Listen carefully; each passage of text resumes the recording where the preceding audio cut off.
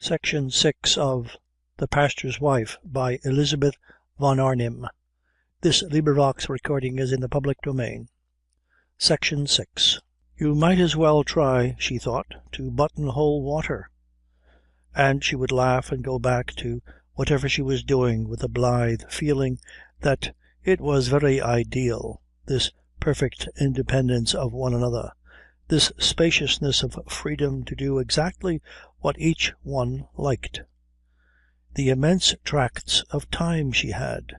How splendid this leisure was after the close detail of every hour at home in her father's study. When she had got over the first difficulties of German and need no longer devote most of her day to it, she would get books from England and read and read. All the ones she had wanted to read but had not been allowed to. Oh, the magnificence of marriage, thought Ingeborg, beating her hands together, the splendour of its liberations. She would go off in the morning with the punt full of books, and spend long glorious days away in the forest, lying on the green springy carpet of whortleberries, reading. She would most diligently work at furnishing her empty mind. She would sternly endeavour to train it not to jump. All the books she possessed she had brought with her and spread over the living room. The wedding presents which had enriched her with Hardy and Meredith and Kipling and Tennyson and Ruskin and her own books she had had as a girl.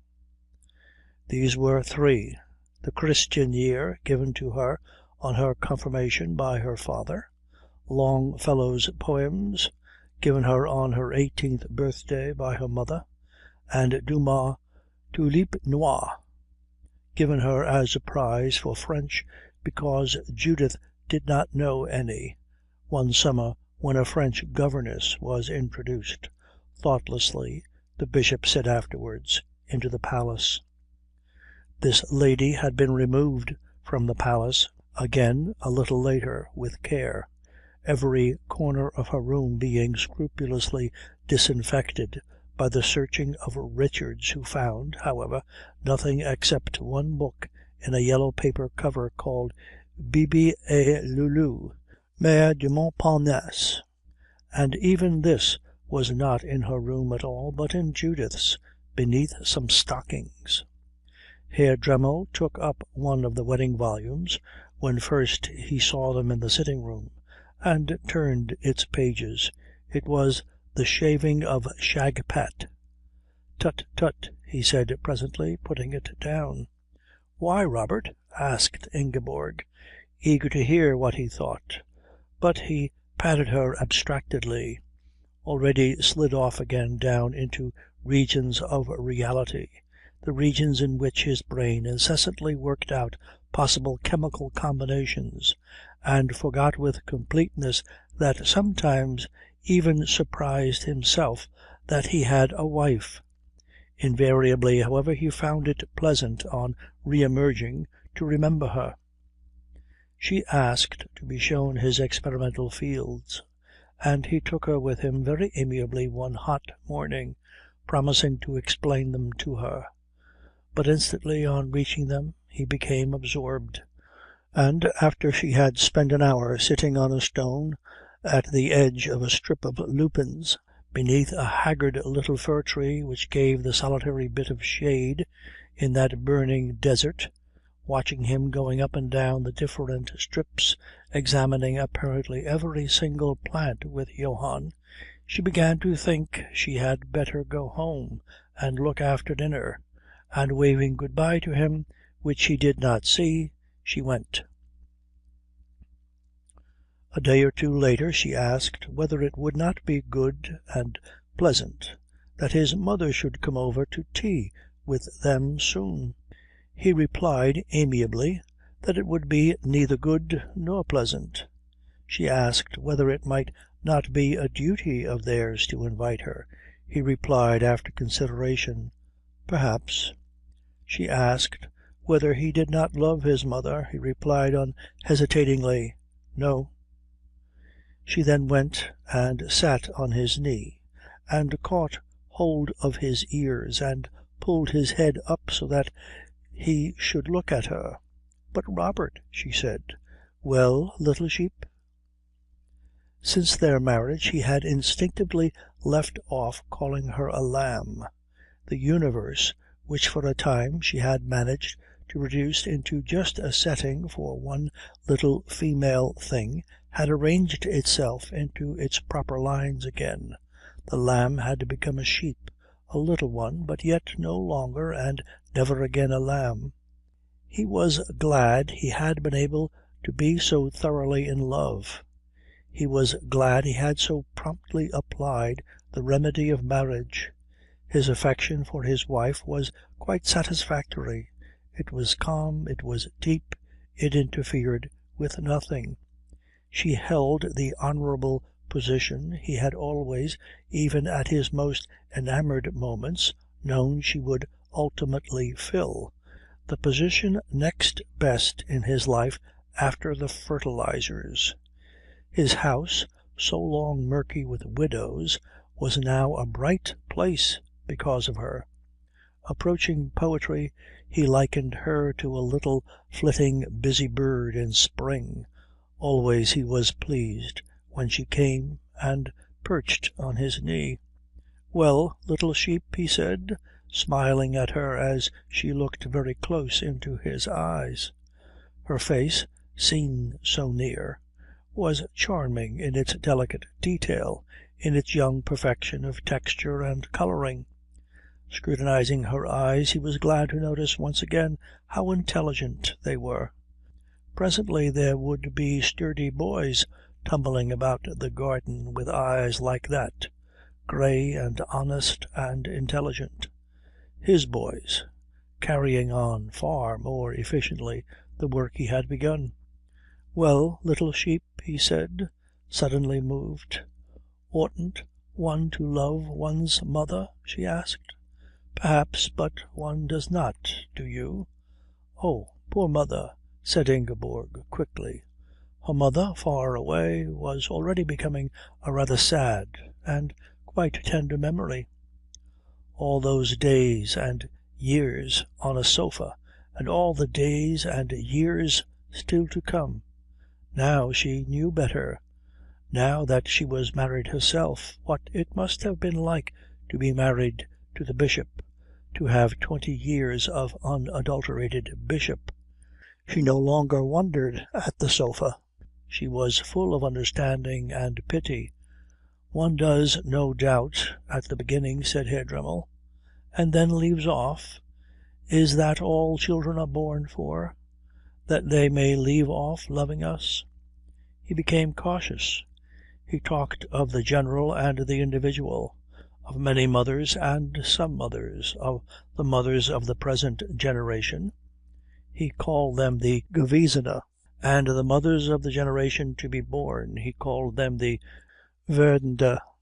And presently, as she sat rather enigmatically silent on his knee, he developed affection for his mother, explaining, no doubt, that it had always been there, but like many other good things, when life was busy and a man had little time to go back and stir them, had lain dormant, and he now thought, indeed he recognized, that it would be excellent to urge her to come over soon and spend an afternoon, or, still better, a morning. "But you're not here in the morning," said Ingeborg. "Ah, that is true. I am present, however, at dinner, but nobody ever knows when. I might perhaps arrive early." In this way the elder Frau Dremmel, who had her pride to consider as the widow of her neglectful son's traditionally appreciative father, and who would consequently never have taken what she called in her broodings the first step, did, about 7 weeks after the marriage, cross the threshold of her daughter-in-law's home. Chapter 14. The visit was arranged to begin the following Friday at 4, for Ingeborg thought the afternoon feeling was altogether more favourable to warmth than anything you were likely to get before midday, and Johann drove in to Meuk to fetch Frau Dremmel in time for that hour. There was to be tea out in the garden the first thing, because tea lubricates the charities, and then, with the aid of a dictionary, conversation. Ingeborg had had time to think out her mother-in-law, and was firm in her resolve that no artificial barrier, such as language, should stand in the way of the building up of affection. If necessary, she might even weave the German for giants, umbrellas, keys, and spectacles into a sentence as a conversational opening, and try her mother-in-law with that. And if Frau Dremmel showed the least responsiveness to either of these subjects, she might go on to wax, fingers, thunder, and beards, and end with princes, boats, and shoulders. That would be 3 sentences. She could not help thinking they would be pregnant with conversational possibilities. There would be 3 replies, and Frau Dremmel, being in her own language, would of course enlarge. Then Ingeborg would open her dictionary and look up the words salient in the enlargement, and when she had found them, smile back, brightly comprehending and appreciative. This, including having tea, would take, she supposed, about 50 minutes. Then they would walk a little up and down in the shade, pointing out the rye field to each other, and that would be another 10 minutes perhaps. Then at 5, she supposed, Frau Dremmel would ask for and obtain the carriage and go away again. Ingeborg made up her mind to kiss her at the end when the visit had reached the doorstep stage. It would not be difficult, she thought. The doorstep, she well knew, was a place of enthusiasms. She and Ilse were immensely active the whole morning preparing, both of them imbued with much the same spirit with which, as children, they prepared parties for their dolls. But this was a live doll who was coming, and they were making real cakes which she would actually eat. The cakes were of a variety of shapes, or rather contortions. The coffee was of a festival potency. Sandwiches meant to be delicate and slender were cut, but under the very knife grew bulky. It must be the strong German air, Ingeborg thought, watching them, perplexed by this conduct. And there were the first gooseberries. When the table was set out under the lime trees and finished off with a jug of roses, she gazed at her work in admiration, and the further she got away from it, the more delightful it looked. Nearer it was still attractive, but more with the delusive attractiveness of tables at a school treat. Perhaps there was too much food, she thought. Perhaps it was the immense girth of the sandwiches. But down from the end of the path it looked so charming that she wished she could paint it in watercolours. The great trees, the tempered sunlight, the glimpse of the old church at one end, the glimpse of the embosomed lake at the other, and in the middle, set out so neatly with such a grace of spotlessness, the table of her first tea-party. Frau Dremmel arrived in a black bonnet with a mauve flower in its front to mark that 10 years had been at work upon the mitigation of her grief. Her son came out of his laboratory when he heard the crashes of the carriage among the stones and holes of the village street, and he was ready at the door to help her down. He was altogether silent, for he had been torn from the middle of counting and weighing the grains in samples of different treated rye, and would have to begin the last saucerful all over again. Beside this brevity, Ingeborg, in a white frock and wearing the buckled shoes of youth, with the sun shining on her freckled fairness, and bare neck, and her mouth framed into welcoming smiles, looked like a child. She certainly did not look like anybody's wife, and the last thing in the world that she at all resembled was the wife of a German pastor. Again Frau Dremmel, as she had done that day at Meuk, turned her eyes slowly all over her while she was receiving her son's abstracted kiss, but she said nothing except to her son Guten Tag, and passively submitted to Ingeborg's shaking both her hands, which were clothed in the black cotton of decent widowhood. "Do say something, Robert," murmured Ingeborg. "Say how glad I am. Say all the things I'd say if I could say things." Herr Dremmel gazed at his wife a moment, collecting his thoughts. "Why should one say anything?" he said. "She is a simple woman, no longer young. My wife," he said to his mother, "desires me to welcome you on her behalf." "Ach," said Frau Dremmel. Ingeborg began to usher her along the passage towards the back door and the garden. Frau Dremmel, however, turned aside half-way down it into the living room. "Oh, not in there," cried Ingeborg.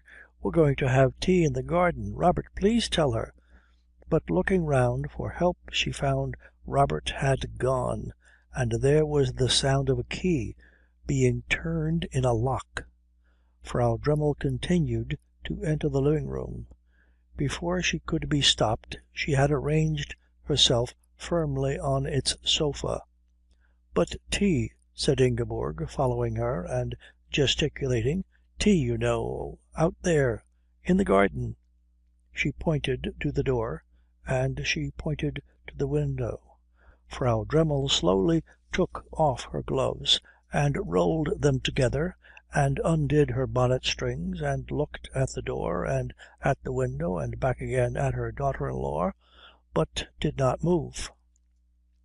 Then Ingeborg, making a great effort at gay cordiality, and determined that when words failed affectionate actions should fill up the gaps, bent over the figure on the sofa and took its arm. "Won't you come?" she said, adding a sentence she had taken special pains to get by heart, "Liebe Schwiegermutter," and smilingly, but yet, when it came to touching her, rather gingerly, and certainly with her heart in her mouth, she gently pulled at her sleeve. Frau Dremmel stared up at her without moving. "Liebe Schwiegermutter." "Tea, garden, better," said Ingeborg, still smiling, but now quite hot. She could not remember a single German word except "Liebe Schwiegermutter."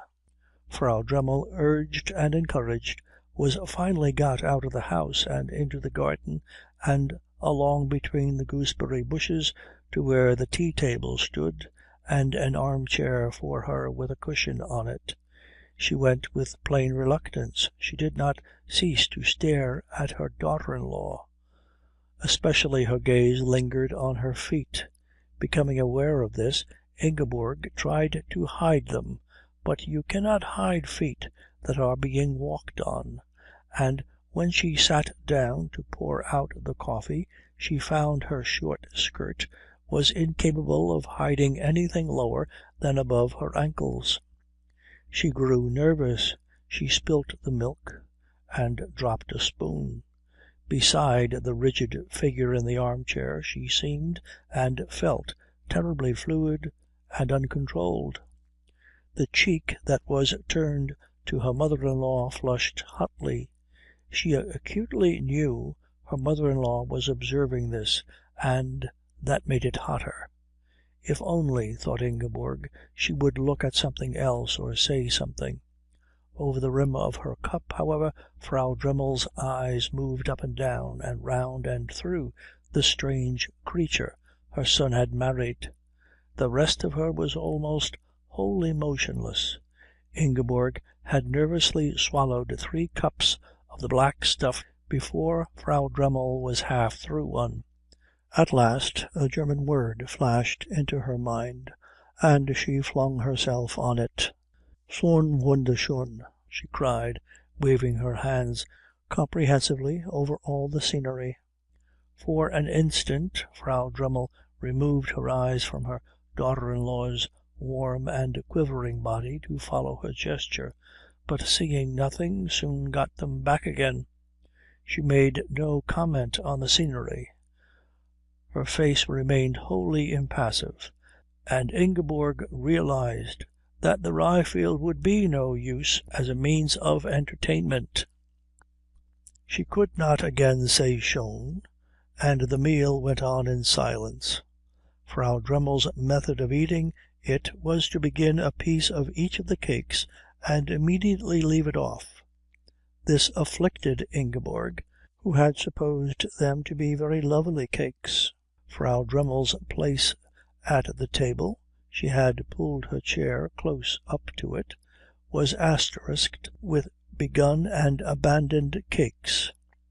On the other hand, she ate many of the sandwiches, and they drew forth the only word she said to Ingeborg during the whole of tea. "Fleisch," said Frau Dremmel, removing her eyes for one moment from Ingeborg to the sandwiches that were being offered her, and with a dingy, investigating forefinger lifting up that portion of each sandwich which may be described as its lid. "Ja, ja," said Ingeborg responsively, delighted at this flicker of life. It was, however, the only one. After it, silence, complete and impenetrable, settled down on Frau Dremmel. She did not even speak to her son when half an hour later he came out in search of the coffee he had failed to find on his doormat. Her manners prevented her, in his house on this first visit after his marriage, from uttering the unmanageable truths that come so naturally from the mouths of neglected mothers. And except for those she had nothing to say to him. Herr Dremmel expected nothing. His deeply engaged thoughts left no room in him for anything but a primitive simplicity.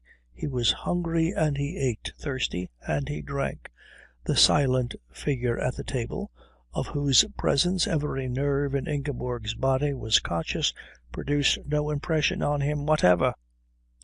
"Robert, do tell your mother how I really do want to talk to her if only I could," said Ingeborg, pressing her hands together in her lap and tying and untying her handkerchief into knots. There were little beads on her upper lip.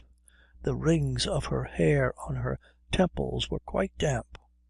He glanced at his mother, drawn up and taut in her chair, and immediately she turned her eyes on to him and stared back at him steadily. "Little one," he said, "I have told you she is a simple woman, not used to or capable of wielding the weapons of social arts. Be simple, too, and all will be well." "But I am being simple," protested Ingeborg. "I'm dumb. I'm blank. What can I be simpler than that?"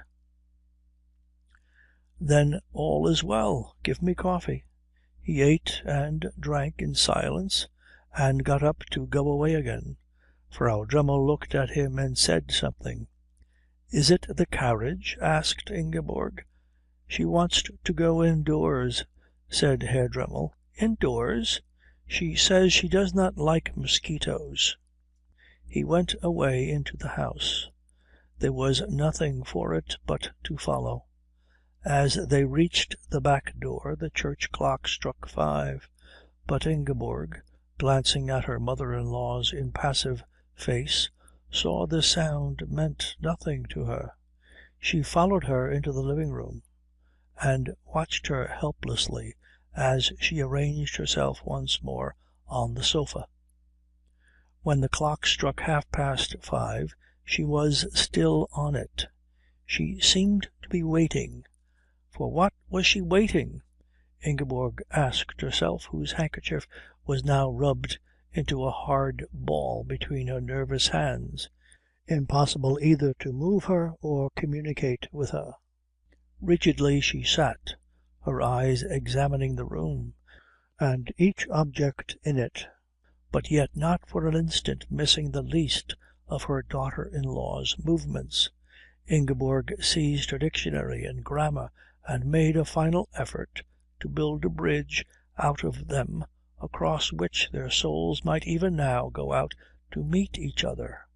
But Frau Dremmel did not seem to understand the nature of her efforts, and only stared with a deepened blankness when Ingeborg read her out a sentence from the grammar that dealt with weather they were not that day having. What was she waiting for? 7 o'clock struck, and still she waited. The clock in the room ticked through the minutes, and every half hour they could hear the church clock striking. Ingeborg brought her a footstool, brought her a cushion, brought her, in extremity, a glass of water, began to sew at a torn duster, left off sewing at it, fluttered nervously among the pages of her grammar, pored in her dictionary, and always Frau Dremmel watched her. She found herself struggling against a tendency to think of her mother-in-law as it.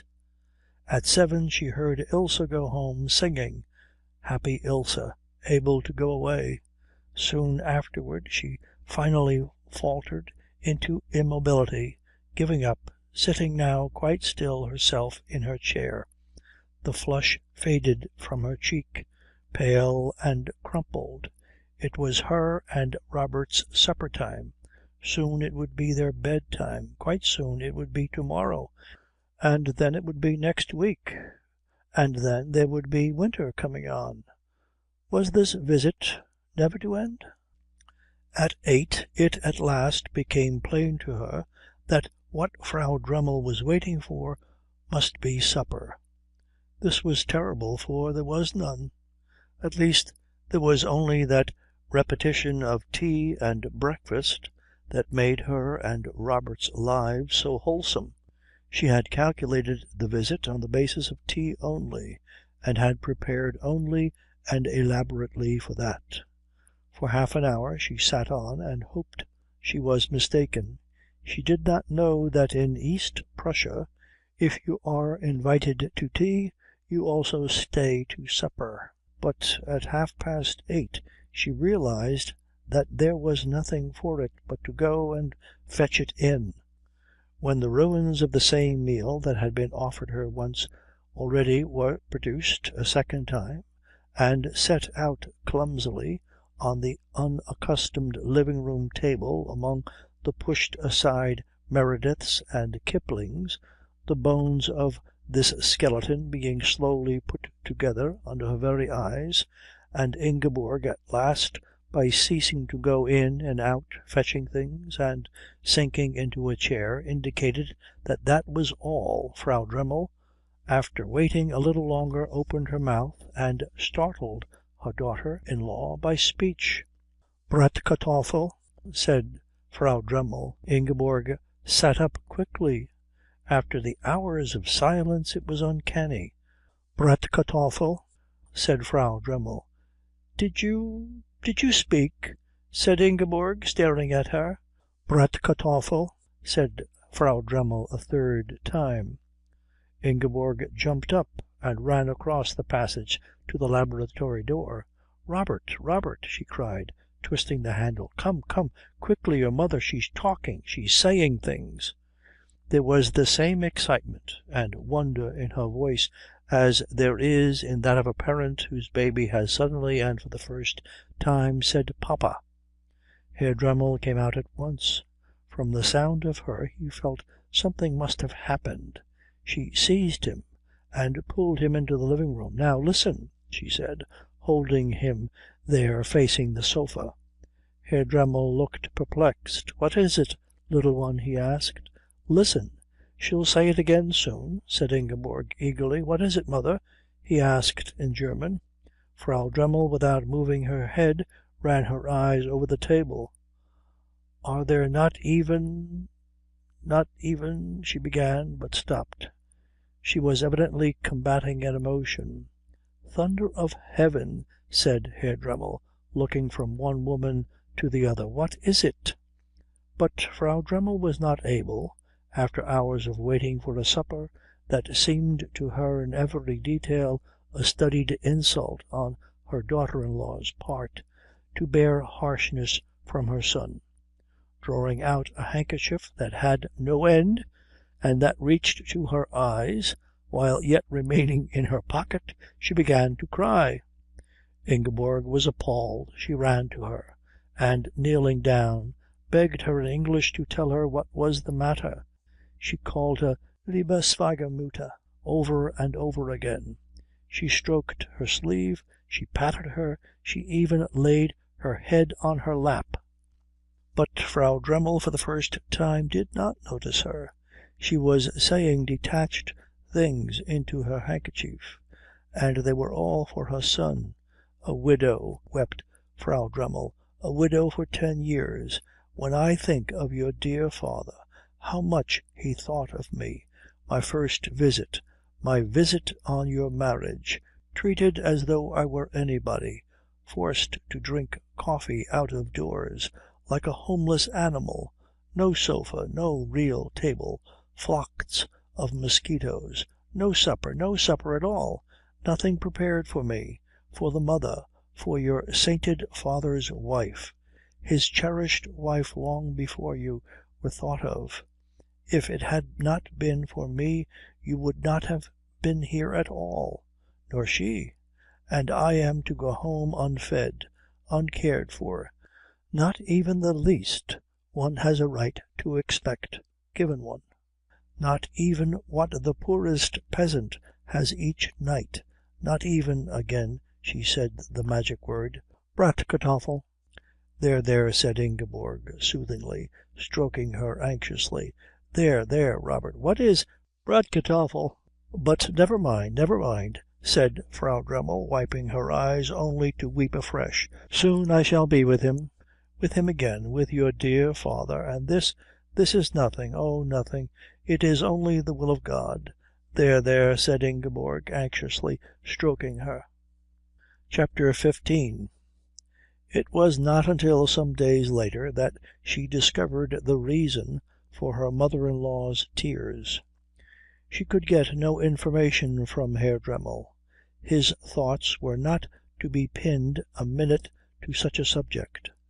He swept her questionings away with the wave of the arm of one who sweeps his surroundings clear of rubbish, and the most that could be extracted from him was a general observation as to the small amount of good to be obtained from proximities.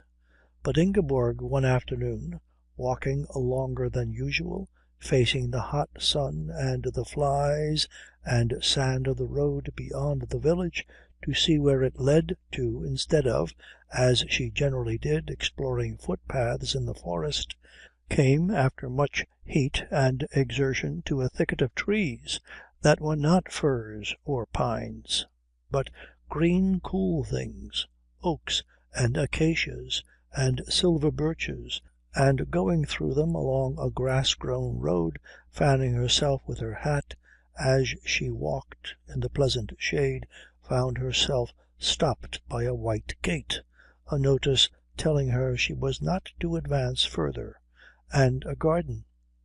Beyond the flower beds and long untidy grass of this garden she saw a big steep-roofed house built high on a terrace.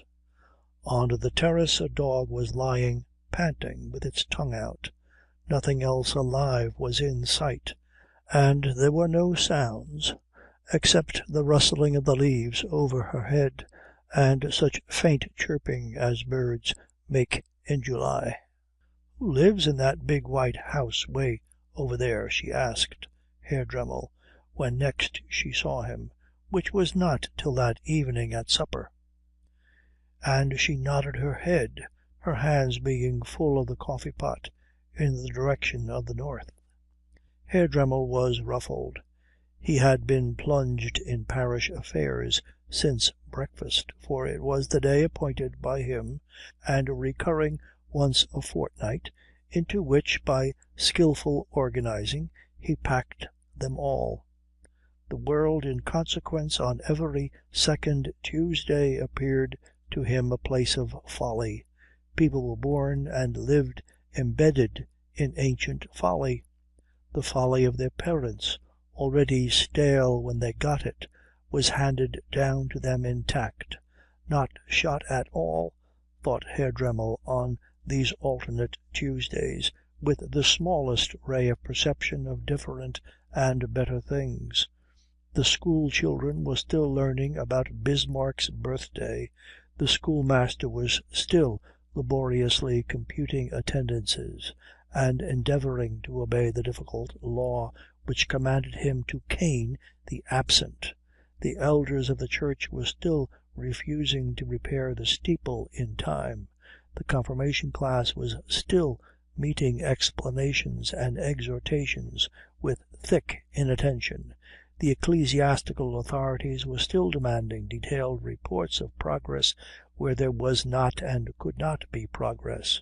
Couples were still forgetting marriage until the last hurried moment, and then demanding it with insistent cries.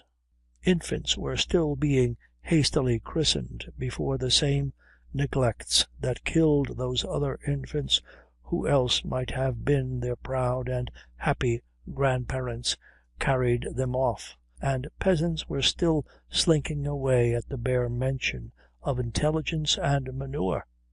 He was exceedingly ruffled, for while he had been wrestling with these various acquiescences and evasions, his real work was lying neglected out there in the sun, in the laboratory, and a whole day of 12 precious hours was gone for ever.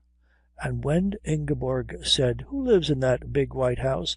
Herr Dremmel, with his wasted day behind him, and the continued brassiness of the heavens above him, and the persistence in that place of trees of mosquitoes, stared at her a moment, and then said, bringing his hand down violently on the table, "Hell and devils." "Who?" said Ingeborg. "We must call on them at once." "What?" "My patron.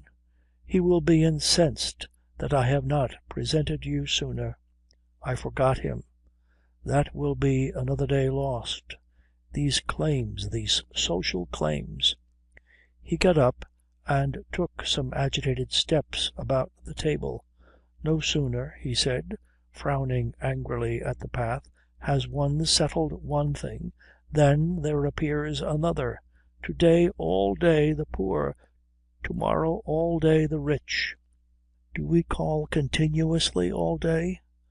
Both equally obstinate, both equally encased from head to foot in the impenetrable thick armour of intellectual sloth. How," he inquired, turning to her with all the indignant wrath of the thwarted worker, "is a man to work if he lives in a constant social whirl?" Ingeborg sat regarding him with astonishment. "He can't," she said. "But do we whirl, Robert? Would one call what we do here whirling?" "What?" "When my work has been neglected all day to-day on behalf of the poor, and will be neglected all day to-morrow on behalf of the rich. But why will it take us all day? A man must prepare. He cannot call as he is. He must," said Herr Dremmel with irritable gloom, "wash." And he added with still greater irritation and gloom, "There has to be a clean shirt." "But," began Ingeborg. He waved her into silence. "I do not like," he said with a magnificent sweep of his arm, "clean shirts." She stared at him with the parted lips of interest. "I am not at home in them. I am not myself in a clean shirt for at least the first 2 hours." "Don't let's call," said Ingeborg. "We're so happy as we are." "Nay," said Herr Dremmel, immediately brought to reason by his wife's support of his unreason, but we must call. There are duties no decent man neglects, and I am a decent man. I will send a messenger to inquire if our visit to-morrow will be acceptable. I will put on my shirt early in order to get used to it, and I will endeavour, by a persistent amiability so long as the visit lasts, to induce my patron to forget that I forgot him. Herr Dremmel had for some time past been practising forgetting his patron. He had found this course, after divers differences of opinion, simplest and most convenient. The patron, Baron Glambeck of Glambach, was a serious, real Christian, who believed that the poor should, like some vast pudding that will not otherwise turn out well, be constantly stirred up, and he was unable to approve of a pastor who, except in church and on every alternate Tuesday, forbore to stir. It was for this forbearance, however, that Herr Dremmel was popular in the parish. Before his time there had been a constant dribble of pastor all over it, making it never a moment safe from intrusion. Herr Pastor Dremmel might be fiery in the pulpit, but he was quite quiet out of it. He was like a good watch-dog, savage in its kennel and indifferent when loose. Kökensee had as one man refused to support the patron when he had wished some time before to bring about Herr Dremmel's removal. Its pastor did not go from house to house giving advice. Its pastor was invisible and absorbed. These were great things in a clergyman, and should not lightly be let go. Nothing could be done in the face of the parish's opposition, and Kökensee kept its pastor. But Baron Glambach ceased to patronize divine service in Kökensee, and until Herr Dremmel brought Ingeborg to make his wedding call, he had had no word with him for 3 years. The Dremmels had announced themselves for 4 o'clock, and when they drove up to the house along the shady grass road and through the white gate, they were met on the steps of the terrace by a servant who, if he had been in Redchester, would have been Wilson. On the top of the steps stood Baron Glambeck, tightly buttoned up in black, formal, grave. Further back, beneath the glass roof of the terrace, stood his wife, tightly buttoned up in black, formal, grave. They were both, if Ingeborg had known it, extremely correct according to the standards of their part of the country. They were unadorned, smoothed out, black, she abundant in her smoothness, he spare in his, and they greeted Ingeborg with exactly the cordiality suitable to the reception of one's pastor's new wife, who ought to have been brought to call long ago, but was not in any way responsible for those bygones which studied their memory so disagreeably in connection with her husband, a cordiality with the chill on. Dignity and coats of arms pervaded the place. Monograms with coronets were embroidered and painted on everything one sat on or touched. The antlers of deer shot by the Baron, with the dates and places of their shooting affixed to each, bristled thickly on the walls. They saw no servant who was not a man. "Please take your hat off," said the Baroness in English, carefully keeping her voice slightly on the side of coldness. Ingeborg was very nearly frightened. She would have been quite frightened if she had been less well trained by the Bishop in unimportance. She had, however, owing to this training, left off being shy years before. She had so small an opinion of herself that there was no room in her at all for self-consciousness, and she arrived at the Glambecks in her usual condition of excessive naturalness, ready to talk, ready to be pleased and interested. But it was conveyed to her instantly on seeing the Baroness, there was an astonishment in the way she looked at her, that her clothes were not right, and just the request or suggestion or demand, she did not know which of these it really was, that she should take off her hat, made her realise she was on new ground, in places where the webs of strange customs were thick about her feet. She was, for a moment, very nearly frightened. "You will be more comfortable," said the Baroness, "without your hat."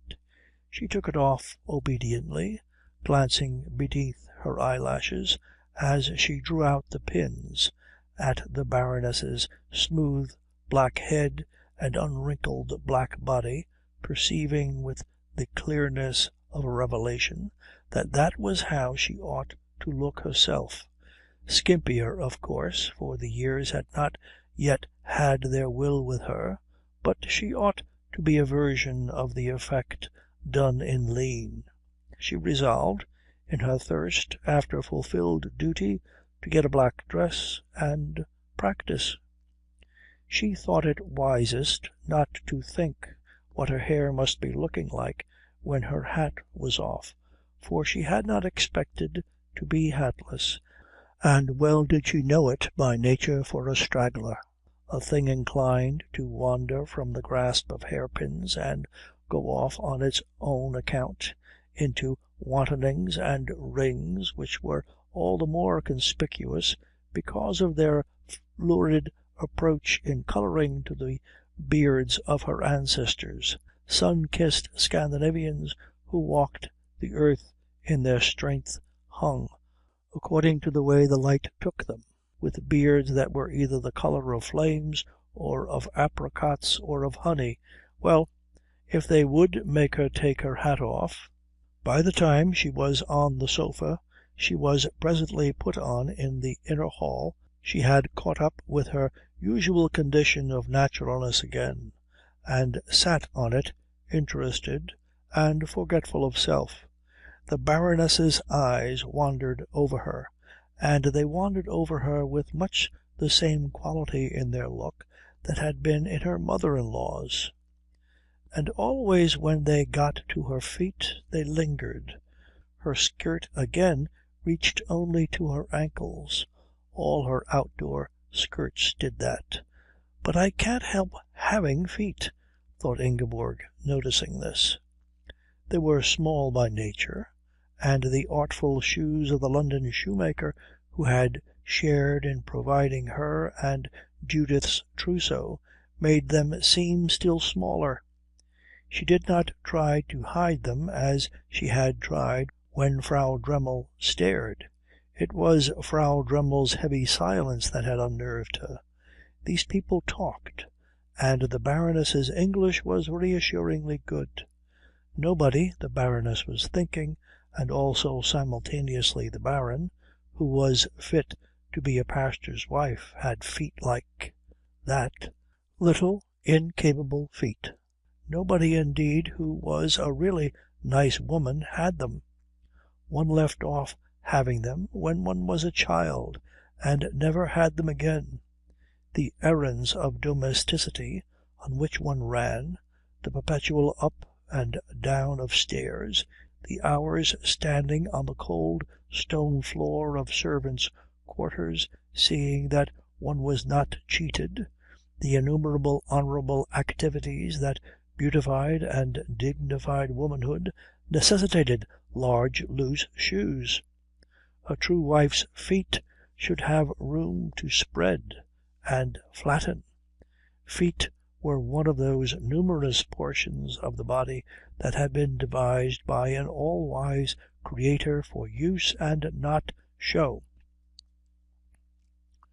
As for the rest of Frau Pastor's appearance, there were, it is true, some young ladies in the country who dressed rather like that in the summer, but they were ladies in the Glambeck set, ladies of family or married into family. That the person who had married one's pastor, a man whose father had been of such obscure beginnings, and indeed continuations, that even his having been dead 10 years hardly made him respectable, should dress in this manner was a catastrophe. Already they had suffered too much from the conduct of their loose-talking, unchristian pastor, and now, instead of bringing a neat woman in black to be presented to them, a neat woman with a gold chain perhaps round her high black collar, it being a state occasion, and she, after all, newly married, but only a very light chain, and inherited, not bought, and a dress so sufficient that it reached beyond and enveloped anything she might possess in the way of wrist or ankle or throat. Here was the most unsuitable wife he could have chosen, short, of course, of marrying among Jews. While as for her hair, when it came to her hair their thoughts ceased to formulate. That small and flattened and disordered head, like a boy's head run wild, like something on fire, which emerged when she took off her hat. Coffee was served on the big table in front of the sofa. The Baroness sat beside Ingeborg, and the Baron and Herr Dremmel drew up chairs opposite.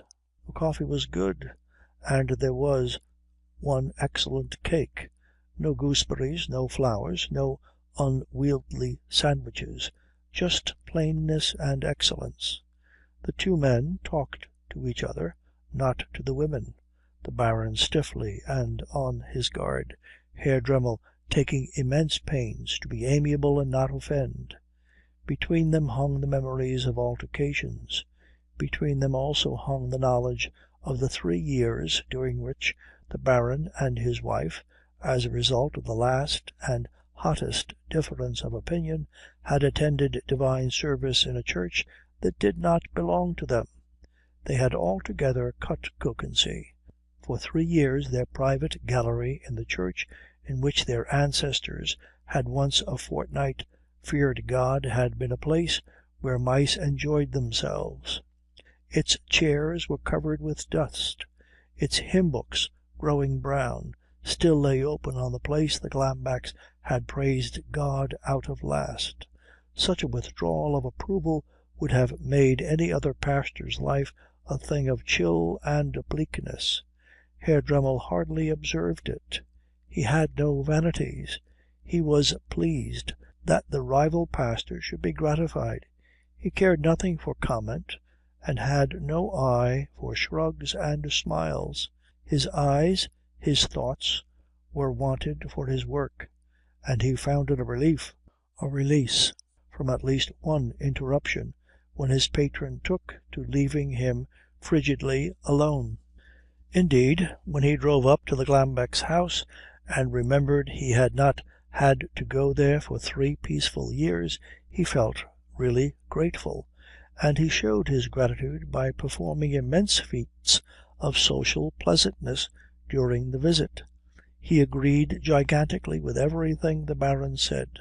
Whatever subject was touched upon, very cautiously, for the Baron mistrusted all subjects with Herr Dremmel, he instantly dragged it off the dangerous shoals of the immediate and close up to a cosmic height and distance, a height and distance so enormous that even what the Kaiser said last became a negligible tinkling, and conscience and dogma quavered off into silence.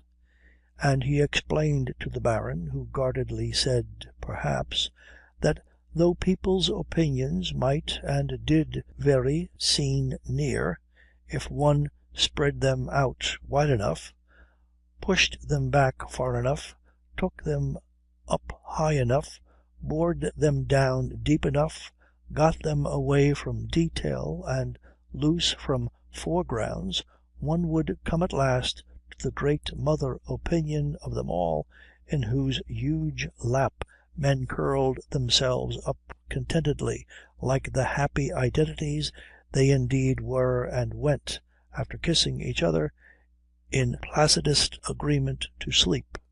"Perhaps," said the Baron.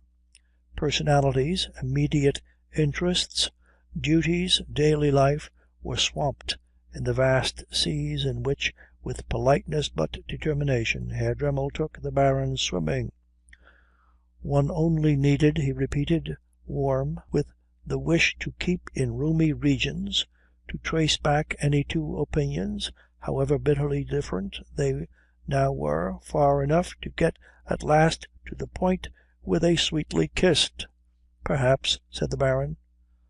"One only needed," went on Herr Dremmel, making all-embracing movements with his arms. But the Baron cleared his throat and began to enumerate contrary facts. Herr Dremmel agreed at once that he was right just there, and pushed the point of kissing back a little further. The Baron went after him with more facts. Herr Dremmel again agreed, and went back further. In this way they came at last to the Garden of Eden, beyond which the Baron refused to budge, alleging that further back than that no Christian could go, and even in that he repudiated the kiss. He was convinced, though he concealed it, that at no period of human thought could his and Herr Dremmel's opinions, for example, have kissed.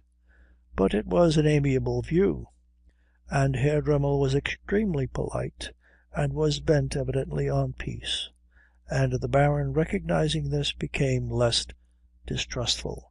He even contributed a thought of his own at last, after having been negatively occupied in dissecting Herr Dremmel's, and said that in his opinion it was details that made life difficult. The Baroness, who loved him and overheard him, was anxious he should have more coffee with plenty of milk in it after this. "Men," she explained to Ingeborg in careful English as she poured it out, "need much nourishment because of all this head work." "I suppose they do," said Ingeborg. "When I was first married, I remembered it was my chief pride and joy that at last I had some one of my very own to nourish." "Oh?" said Ingeborg. "It is an instinct," said the Baroness, who had the air of administering a lesson in a true woman. "She wishes to nourish. And naturally the joy of nourishing two is double the joy of nourishing one."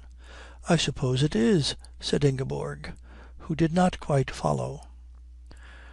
"When my firstborn—" "Oh, yes," said Ingeborg, glad to understand. "When my firstborn was laid in my arms, I cannot express, Frau Pastor, what happiness I had in being given yet another human being to nourish." "I suppose it was delightful," said Ingeborg, politely sympathetic. The Baroness's eyes drooped a moment inquiringly from Ingeborg's face to her body. "For 6 years," she went on after a pause, "I had fresh reason for happiness regularly at Christmas."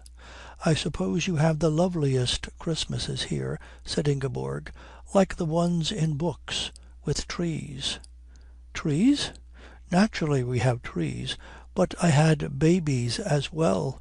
Every Christmas for 6 years, regularly, my Christmas present to my dear husband was able to be a baby."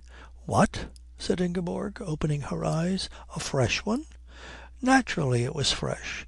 One does not have the same baby twice." "No, of course not. But how did you hide it till Christmas Day?" "It could not, naturally," said the Baroness stiffly, "be as much a surprise as a present that was not a baby would have been. But it was for all practical purposes hidden till Christmas. On that day it was born."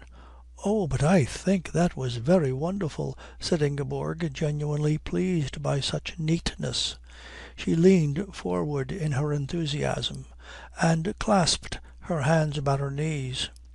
"Yes," said the Baroness, relaxing a little before this flattering appreciation.